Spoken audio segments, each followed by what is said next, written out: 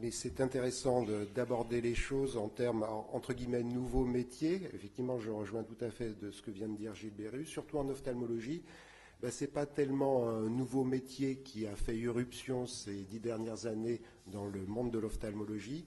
C'est réellement un métier qui existait déjà, c'est les orthoptistes, qui avaient leur champ d'action, leur autonomie, leur périmètre, sur lequel on a pu faire évoluer du fait de besoins en termes de population, en termes de besoins pratiques, le périmètre, et surtout, ça s'est fait en bonne intelligence avec l'ensemble des professionnels pour que ça soit réellement gagnant-gagnant. Alors, les problématiques en ophtalmo, vous les avez tous vues dans le journal, c'est l'allongement des délais de rendez-vous, le vieillissement de la population avec des pathologies, notamment la DMLA qui commence à devenir particulièrement prééminente, sans parler de la cataracte qui occupe la majeure partie de l'ophtalmologiste.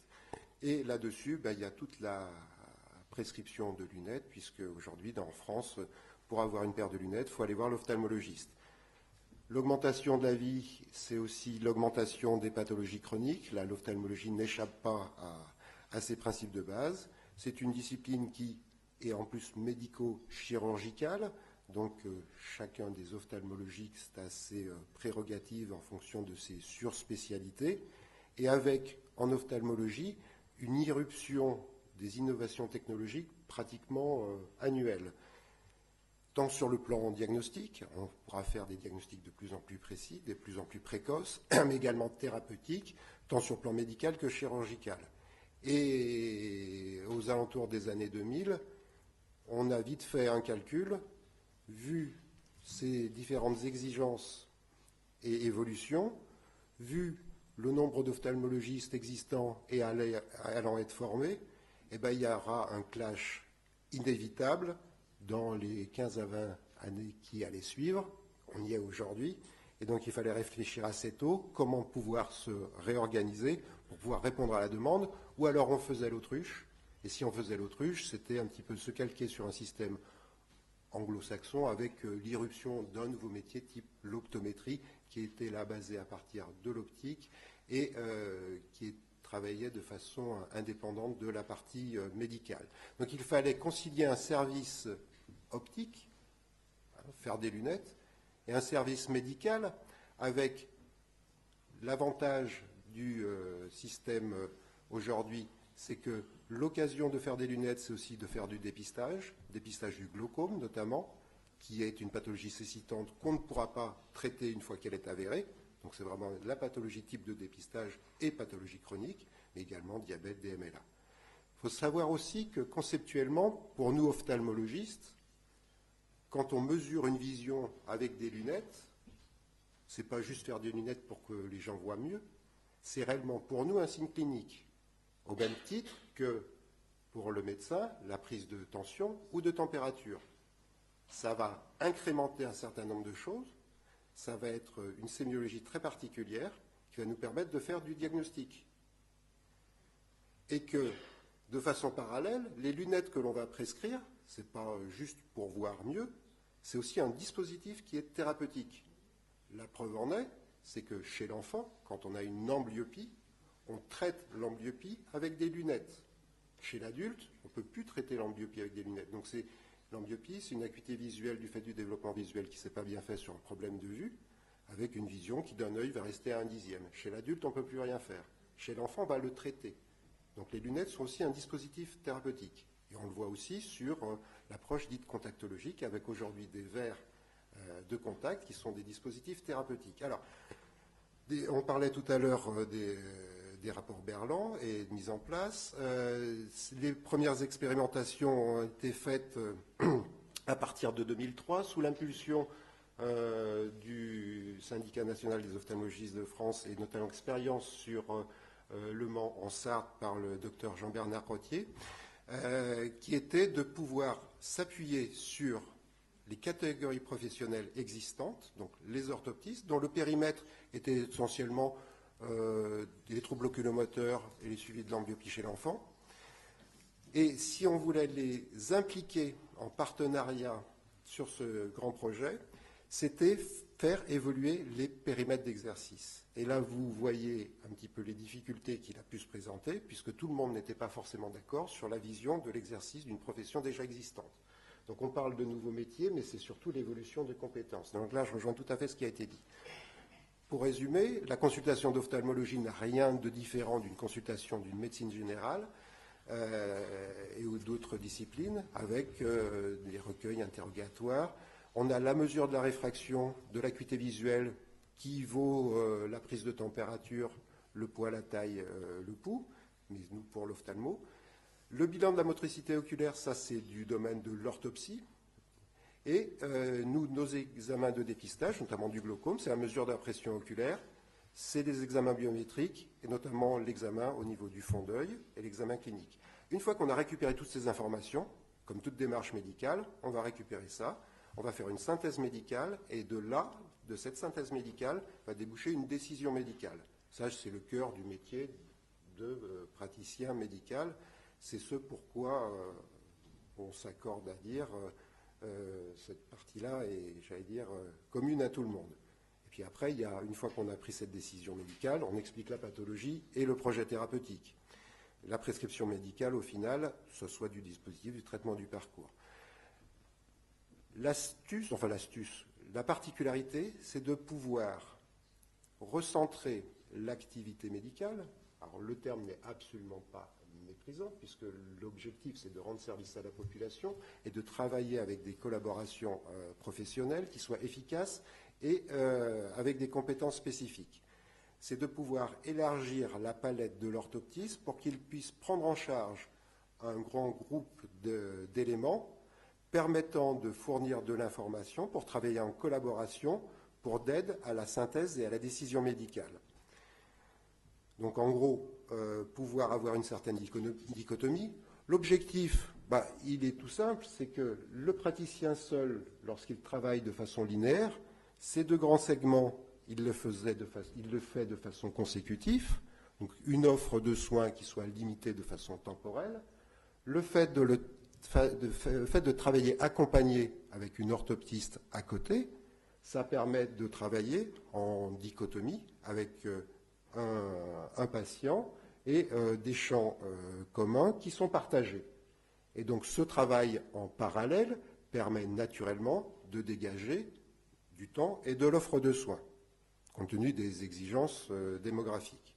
Ça, c'est une première chose. Alors, bien entendu, ceci doit être complètement bordé sur le plan de la qualité, de la formation, de l'évaluation et du retour. Car effectivement, si on délègue une certaine partie, si on va au-delà de la confiance, il faut surtout évaluer aussi les résultats et les risques éventuellement encourus. Mais si on veut aller un petit peu plus loin, aujourd'hui, les technologies nous permettent l'examen clinique de le modéliser. On parlait tout à l'heure de télémédecine, on parle de numérisation, d'informatisation. On peut avoir des photos du fond d'œil. La synthèse médicale, la décision médicale restant le cœur du métier médical. On peut aussi déléguer, et on l'a vu tout à l'heure et on le reverra encore aujourd'hui, un ensemble d'éléments en termes d'explication des pathologies ou de projets thérapeutiques. Ça, c'est l'éducation thérapeutique au sens large du terme, avec là encore des formations et des contrôles, et la prescription médicale. Et si on groupe ces différents éléments en ces trois étapes, et en isolant la partie médicale, on peut même imaginer, et c'est là où on est en train de discuter, et ça c'est toutes les disciplines le font, de pouvoir déporter soit dans l'espace, soit dans le temps, cette partie-là. Et c'est là où va intervenir les protocoles des télémédecines et le protocole de délégation de tâches. Soit en unité de temps, avec une série de consultations spécifiques réalisées par l'orthoptiste, et puis on récupère les éléments propres à la décision médicale, qui est pratiquée dans un second temps, mais dans une même unité de lieu, donc on est disponible si souci. Ou alors, on peut aller un petit peu plus avant, là on n'y est pas encore réellement, mais on est en train d'y réfléchir fortement, en déléguant sur un ou plusieurs lieux différents, avec une disparité de temps et donc d'espace, la décision médicale et la prescription. Donc ça, c'est pour essayer de donner du grain à moudre, pour essayer de modéliser un petit peu les choses. Et en tout cas, on s'est aperçu que les frontières ont bougé énormément, qu'on ne parle plus du tout de transfert de compétences, et les mots ont leur sens, mais peut-être qu'on n'a pas encore la terminologie qui soit vraiment adaptée à ce type de démarche. Ce délégation de tâches va aujourd'hui en fait enrichir plutôt des coopérations interprofessionnelles.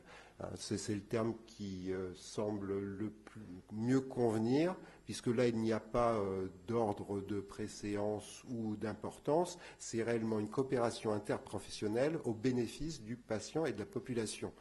C'est l'objectif. Alors, bien entendu, à chaque fois, il faudra s'interroger sur qu'est-ce qu'on veut au final.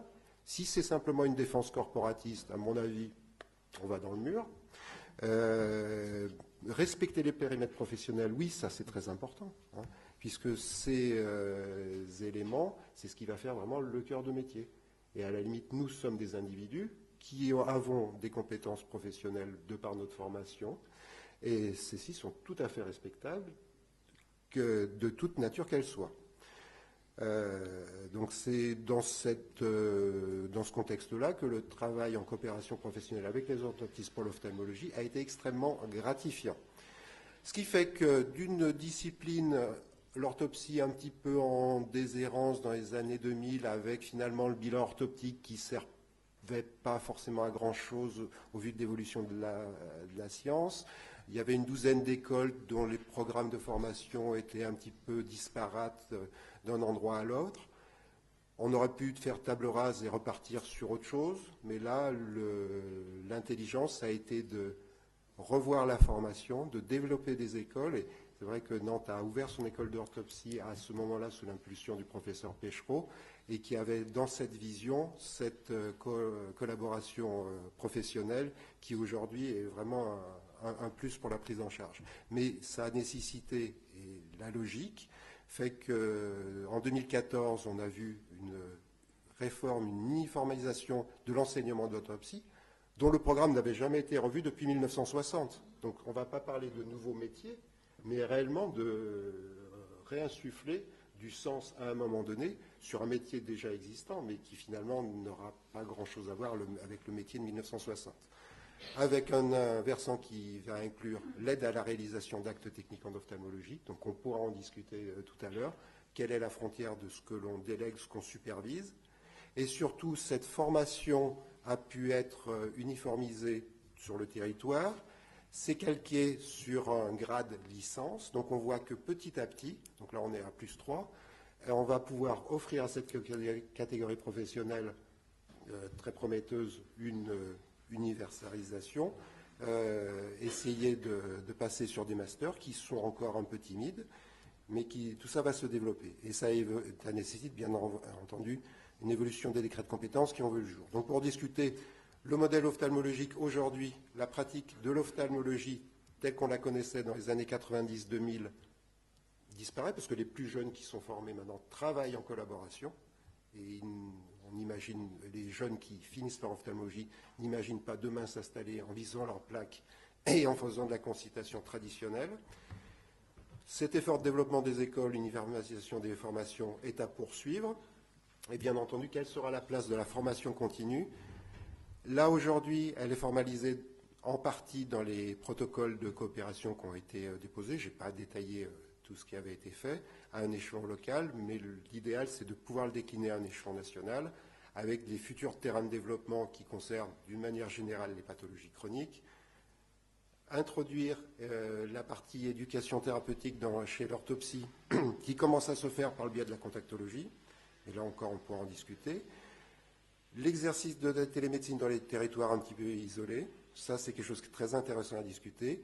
Et puis cette irruption un petit peu inattendue d'intelligence artificielle, tant pour le médecin que tous les paramédicaux, dans le diagnostic et le dépistage, qui va peut-être nous-mêmes nous faire repenser ou nous recentrer, ou recentrer l'ensemble des acteurs autour du parcours patient et de la relation patient.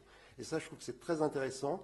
C'est finalement cette informatisation, numérisation à outrance qui va peut-être finir par nous donner du sens de la relation humaine. Ça sera à discuter, mais c'est aussi très intéressant. Et enfin, je ne l'ai pas mis, les orthoptistes dans le service participent dans la partie